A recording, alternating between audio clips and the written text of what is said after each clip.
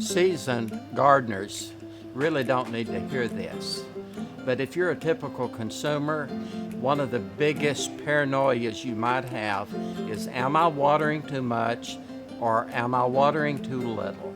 Hibiscus like lots of water. So how do you know? Well, if you live in a low humidity, high temperature environment, you're going to need to apply more water. If you're in a rainy spell, you don't need to apply water. Get intimate and feel of the soil.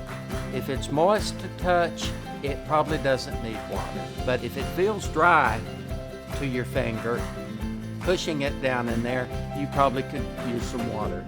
In my environment, I water my hibiscus about every 3 days, and I really give it a good watering. I'll soak it and then walk away.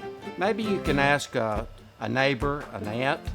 If you need an opinion, master gardeners can help, but you will gain experience if you put yourself out there and take care of your plant.